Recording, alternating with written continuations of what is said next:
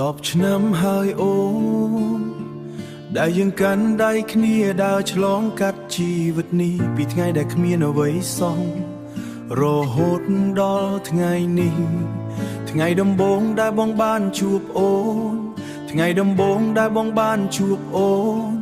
បេះដូងបងចាប់ផ្ដើមមានន័យ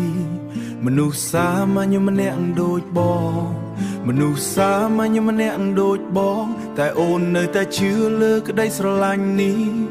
ផ្លូវដែលយើងដើរជាមួយគ្នាមិនមែនសុទ្ធតែផ្ការៀលពេញផ្លូវមានទាំងថ្ងៃសៅរ៍មានទាំងថ្ងៃយំតែអូនមិនដែលលេងដៃបង10 ឆ្នាំអូននៅក្បែរបងឆ្លងកាត់ទាំងផ្អែមនិងជូរចត់ទោះជីវិតមានរឿងប៉ុន្មានយើងនៅតែកាន់ដៃគ្នាអរគុណអូនសូវេនរីដែលស្រឡាញ់និងទ្រាំជាមួយបងអូនគឺជាមនុស្សតែម្នាក់ដែលបងចង់មានរហូតមួយជីវិត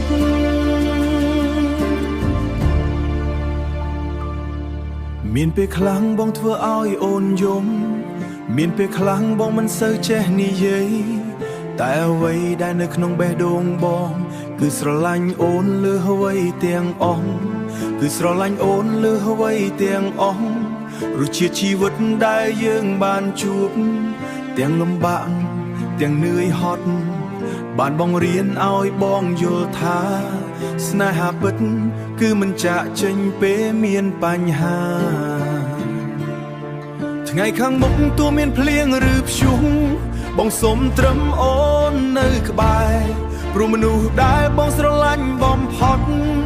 គឺអូនមិនមែននរណាផ្សេង10 ឆ្នាំនៃក្តីស្រឡាញ់ជាពេលវេលាដ៏មានតម្លៃបំផុតអរគុណអូនតែមិនធ្លាប់ចាកចេញពីមនុស្សម្នាក់ដូចបងទោះថ្ងៃណាសក់យើងស្កើបងនៅតែចង់កាន់ដៃអូនដើរយឺតជាមួយគ្នារហូតដល់ថ្ងៃចុងក្រោយ Happy anniversary Sovendry អូនគឺជា love of my life